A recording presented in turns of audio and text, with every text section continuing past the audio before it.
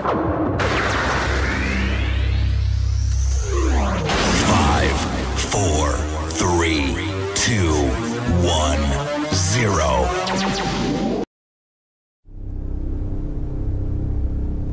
c'est le micro du pasteur Bobo et maintenant, c'est possible de nous suivre sur Internet. La demande de beaucoup de personnes à travers le monde qui nous ont écrit. On a reçu beaucoup de mails, mais maintenant, vous pouvez suivre le micro du pasteur Bobo sur le web www.microdupasteur-bobo-anemo.tv.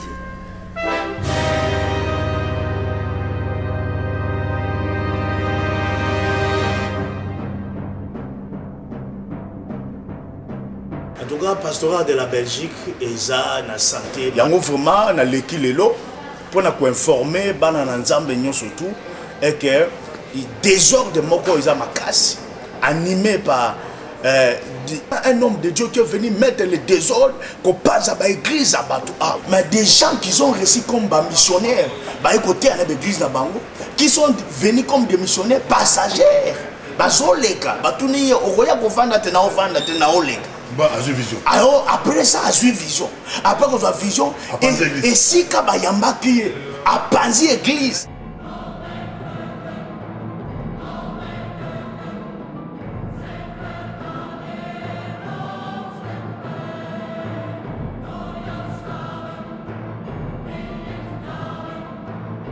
Si tu veux plus de vidéos sur nous, va sur www.microdupasteur-bobo.tv.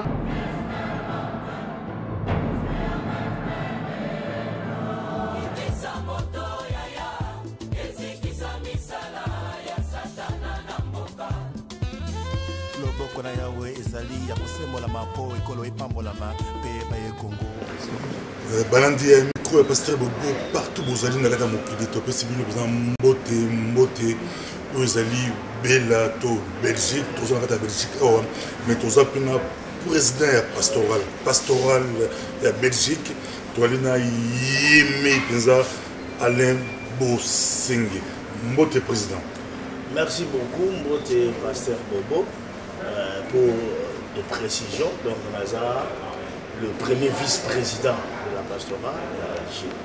On a précision, Bandeko Yo Bazo Talabiso na Bini. Merci beaucoup. Qui m'ezali Nzambazo Bata. Merci au bon ici à mon président maintenant mon collègue qui est bishop Kotipe Ali Kolanda Biso, il est notre président Yayambo Yo Hollandais. Bon était pastoral. En tout cas, pastoral de la Belgique et ça na santé malam. Je crois que pour la voyer l'état il y a pastoral il y a Belgique au rota la kaka ba membre nyo surtout oyo bazala na kati ya pastoral musala bazo sala na mboka force ya pastoral de la Belgique et ça par rapport à ba membre to za na resabili basani na nzambo o ba faire partie na corps de Christ ya Belgique o bazala kati ya pastoral misala bazo sala ba croisade bazo sala ba activité bazo sala o ils ont impacté mboka pour la croissance spirituelle ya ba âme et pour la regagner ba âme na kati na mboka ya Belgique en tout cas pastoral vraiment eza na santé de fer Balbi pastoral tangi bandaki ibana mu pepe makasi melilo ba vieux bil autobenga ba vieux entre guillemets ba kulutu na biso na mboka oyo ba lenga période bon melilo ba pasteur pe ba côté belé bozo ko contrôler bonté il fallait peut-être ba veiller ba contrôler ba bino ba biso ba leki to zoki nzela mais contrôle ya soué ba lobby na Belgique moi 2 heures de côté yoza vice président ya premier vice président ya pastoral okolo banini moi des peu de maîtriser mais le lot on dirait baler mon compte partout à Tchobo. Merci beaucoup pasteur Bobo. Je remercie vraiment la question. Je crois que l'autorisation il y a comité mouvement pastoral sur le lot to linga to remettre un peu ba pendule à l'air c'est par rapport à la question au tuninga. Moni na kati ya pastoral toi na des structures importantes. Toi na comité directeur ou dirigeant pastoral, tous un conseil des sages. Ils ont englobé ba aine oyo ba banda musala nzambe depuis l'église à Libosa, il y a un réveil qui est implanté en Belgique depuis 1981. Ça veut dire que ils font partie de la pastorale, il y a un conseil des sages. Ça veut dire que quand il y a un désordre, automatiquement, il saisit un comité directeur et pour une sanction, ils allont imposer. Il y a vraiment l'équilibre pour informer les surtout et que le désordre de Moko ils ma casse animé par un homme de Dieu ou des hommes de Dieu au bazo tambola le lingue oyo lilo balanza bezo sengate. Il y a vraiment pastoral comme on a samedi au tozana réunion extraordinaire comité ya pastoral na conseil des sages pour comprendre la décision s'imposer parce que on a reçu de plaintes. Vous savez, pasteur Bobo, Moussa Nzambe Oyo, en Belgique, il y a eu des gens qui ont payé le prix. Depuis les années 80, dans l'historique évangélisation en Belgique, il y a eu le pasteur Adjima Baba Nigérien, le pasteur Anakle Baba Congolais, le Bishop Kadima. Ils ont implanté les églises depuis les années 80-82. Sali Misala. Et après, le pasteur Kibutu a continué à Sali Misala, le Bishop Mouchebele, Sali Misala. Des hommes de Dieu qui ont payé des prix pour impacter Eve. Et puis, les lots, nouvelle génération, il y a Bishop Sali Misala. Ok, au monde ba misala o ba passer page bazo sala ba Liège, ok par-ci par-là au monde ba nzambe bazo sala misala même awa au monde ba papa la biso ba pasteur Nestor Kamwanga bazo sala misala minene. Mais tous ces hommes de Dieu oh dans otanga ba komona bango sont indignés de voir le comportement oyo certains, un homme de Dieu qui est venu mettre le désordre qu'on passe à l'église à Batou. C'est pour cela la pastorale de la Belgique va prendre les sanctions qui s'imposent. Les sanctions seront des sanctions sur le plan éthique, sur le plan déontologique. Et troisièmement, les sanctions seront sur le plan juridique. Parce que nous sommes dans un état de droit et nous sommes reconnus par l'État. Et nous allons prendre toutes les mesures possibles, Pasteur Bobo, la question autour de nous. On a aussi ça désordre Oyo et ça qui règne dans Mboka par rapport aux gens qui viennent implanter les églises, mais qui sont venus sur le cachet des missionnaires. Donc, papa, vous savez, dans la Bible, il y a qu'un seul Melchisedec. Depuis le seul Melchisedec qui a apparu jusqu'à aujourd'hui, il n'a pas eu un autre Melchisedec. Même Jésus-Christ qui était le Fils de Dieu, tout puissant, mais sur la terre, Dieu lui a donné un tuteur. C'est pour dire qu'un homme de Dieu qui vient implanter une église ici, donc qui n'a pas de référence, qui n'a été encadré par aucun pasteur, qui n'a suivi aucune formation et qui n'a pas respecté les codes de la déontologie, qui ne respecte pas le travail que les gens ont fait ici en Belgique et en Europe particulièrement. Et nous allons sanctionner parce que Bobo, nous avons des rapports. Pendant à ce moment où je vous parle, j'annonce à tous les hommes de Dieu, surtout, il y a Belgique, que nous avons des plaintes palpables, nous avons des témoignages palpables. C'est pour cela, c'est samedi, pendant que je vous parle, le conseil des sages de la pastorale de la Belgique va se réunir. Nous allons citer cet homme de Dieu avec son nom.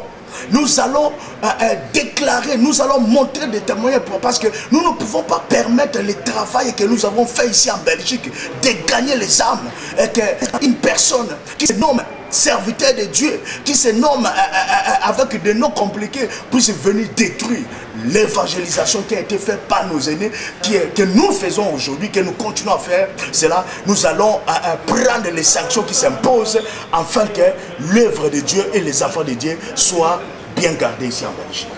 Merci, vous allez vice-président de la pastorale, tout le monde qui est au moment où Mati Penza pour Manzambe, Basakana Nangote, Balou, Bakoti Nagata Bergerie. Mais Bali Kolanda Somo, qui dit mon bimba, mais Bakoti Napoli, Namon autant qui bipact avant Bamoutébé, la Kiboutou, Bamoutébé, la Kiboutou, avant bipact. Question en gros. So, Bali Kolanda, Babongambi, Bali Kolanda, Babi désordre de Belgique, et il est instable dans l'évangile. De l'eau, comme tout là, balou un mot. Quel genre il y a des désordre de Bakumbi en Belgique? Vous savez, Belgique comme capitale, il y a l'Union européenne, Pasteur Bobo. Ça, nous avons surtout pour évangéliser. en Europe, ata babandi na Londres, ata babandi na France, souka soukaka, bayaka, baluka, bayosala pe musala awa na Belgique. Alors, au moment où je te parle, nous avons des dossiers énormes. Ce que j'ai été autorisé par la pastorale de la Belgique pour te remettre ma pendule à l'air parce que nous avons des dossiers très solides.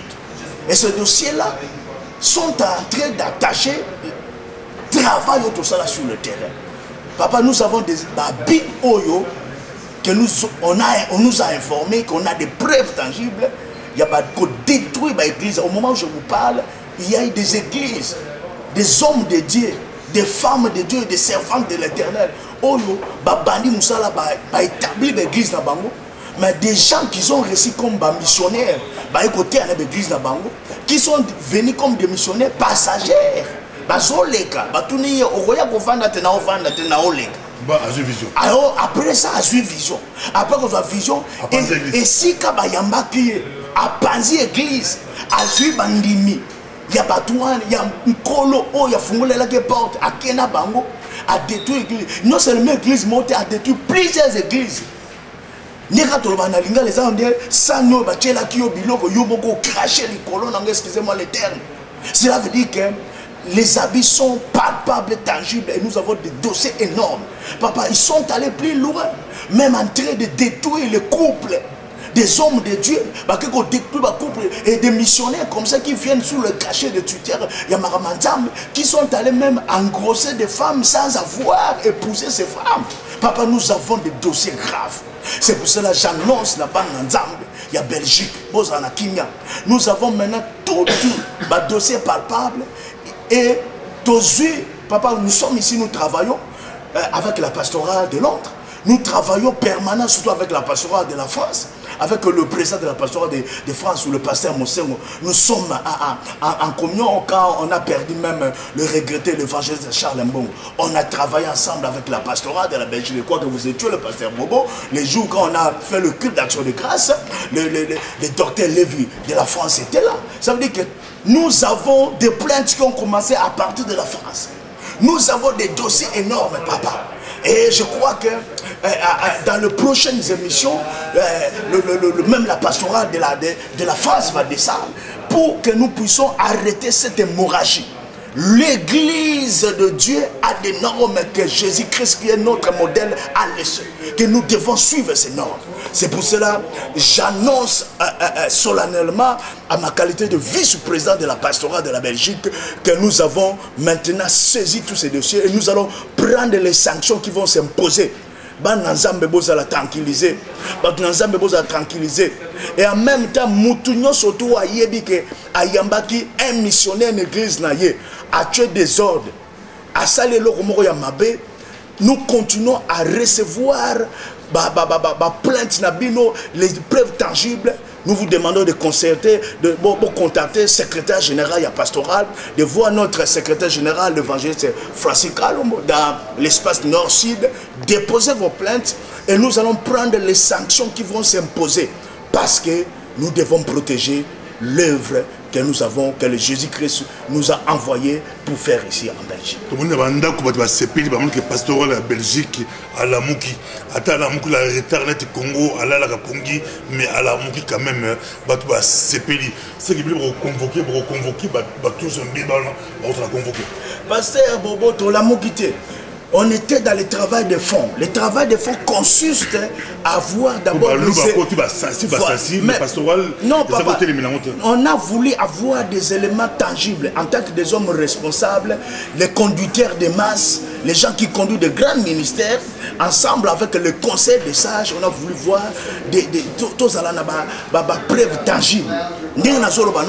Preuves tangibles. Tous les faux pasteurs, les faux bishops, les faux langues, démasquer la Belgique. Tout surtout kosala musala ko détruire ba couple ya batu kozwaka basi ya batu ko bebisaka ba église ya batu ko escroquaka batu na komba Yesu Christ. Nous allons les détailler et il y a si clair gotambola et nous allons prendre les sanctions qui vont s'imposer et nous allons voir.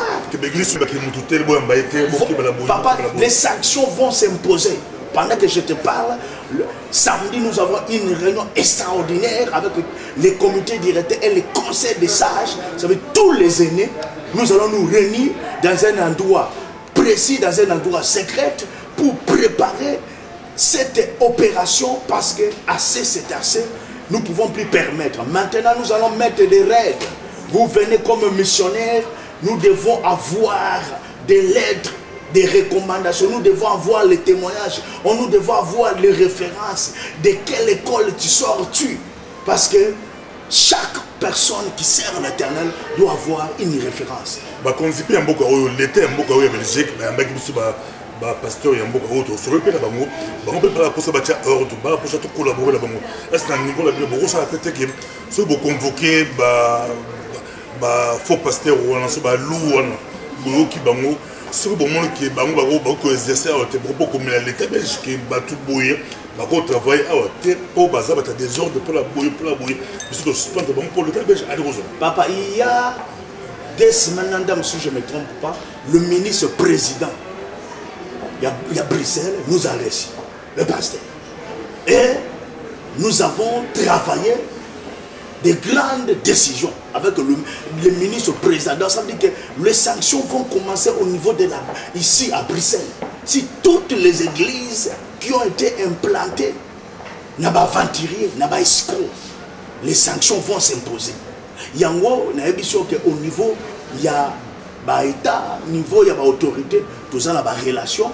Tout ça, tout ça reconnu et rapport nabiso et quoi agir sur le plan déontologique, sur le plan il y a la loi, il y a beaucoup de ça. Merci beaucoup. Balandi biso président na Bokebi. Bon son, merci.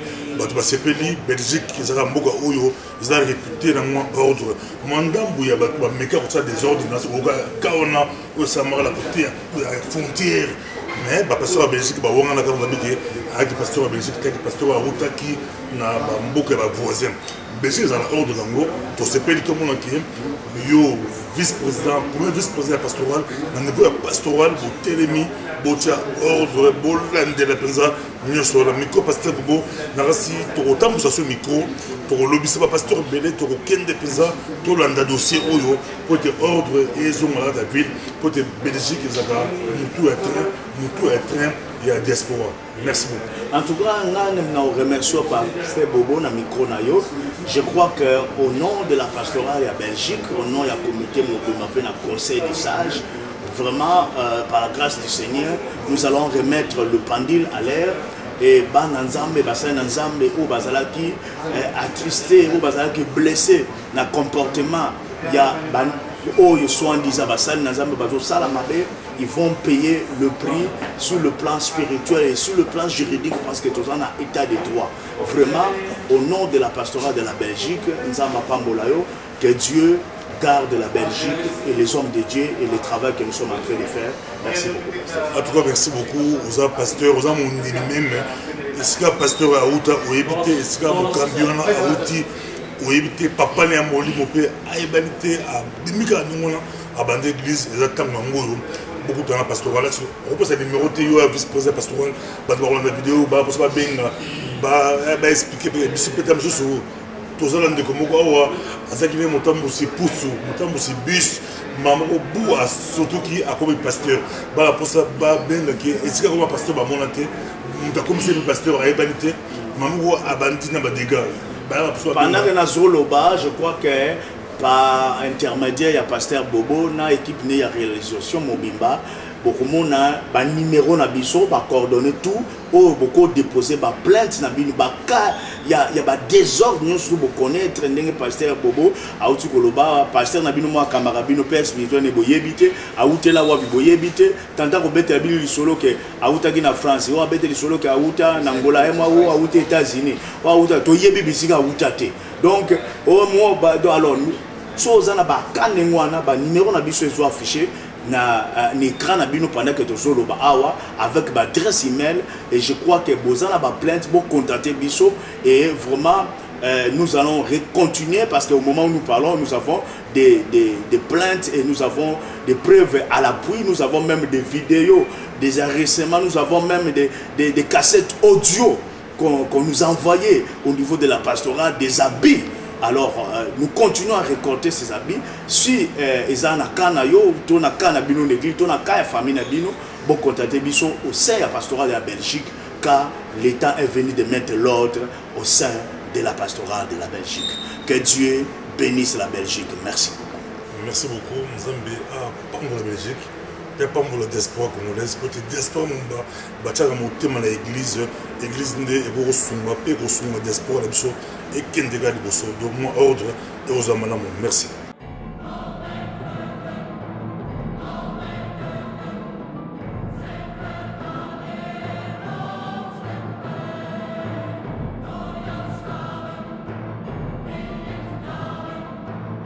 Si tu veux plus de vidéos sur nous, va sur www.microdupasteur bobo.tv.